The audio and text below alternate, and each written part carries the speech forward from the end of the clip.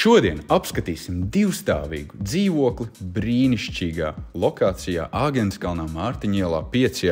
Un tev uzdevums būs pēc videotūras pateikt, vai tu šeit ar savu ģimeni gribētu dzīvot.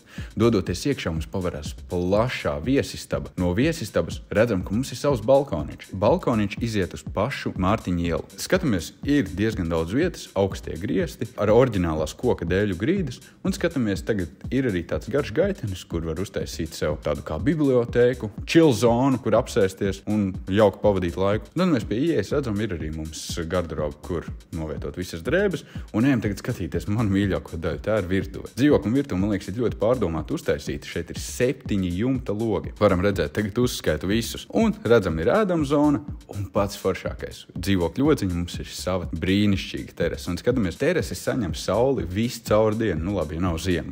Saulainā vasaras laikā. Šeit ir rīta saule un arī vakaros var vērot saulrietu.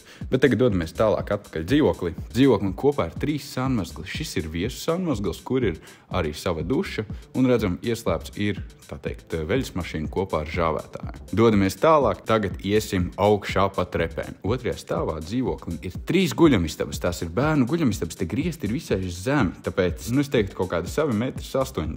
Bet tās guļamistabas ir tik siltas, tik omulīgas, un vispār lokācija arī ir tik klusa, man liekas, tik forši šeit ir. Apskatījām pirmo, skatāmies otro. 2. guļamistabai ir savs personīgais sanmazgls, un ir arī vieta, kur oriģināli bija plānots taisīt pirti, bet kas tagad tiek izmantota par tādu kā noliktavas vietu.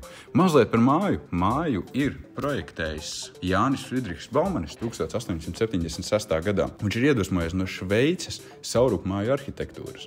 Un mēs to varam redzēt visu caur, staigājot caur šo dzīvokli. Skatāmies tagad arī 3. guļamistabu, bet mums 1. stāvā būs, man liekas, viena no visforšākajām guļamistabām, kurā vispār esmu bijis, ko mēs tūlītās iesim apskatīties kā master guļamistaba. Tagad dodamies lejā pa trepēm, redzam visaugstākajā posmā griezti sasniedz, ja nemaldos, 5 metrus. Dodamies lejā un apskatām pēdējo istabu. Tā ir master guļamistaba. Šeit ir iebūvēta vannas istaba un ir tik omulīgas. Redzam, māja ir mūra mājas sienas ir atklātas un dodamies iekšā flīzētā vannas istaba. Šis ir 3. sanmazgls master guļamistabai. Savs sanmazgls, redzam iekšpagalmā. Tur arī mums vispār ir sava garāža, kur var turēt droši auto un arī bez maksas varam turēt pagalmā auto. Dodiet ziņu, ja vēlaties māju apskatīt dzīvē.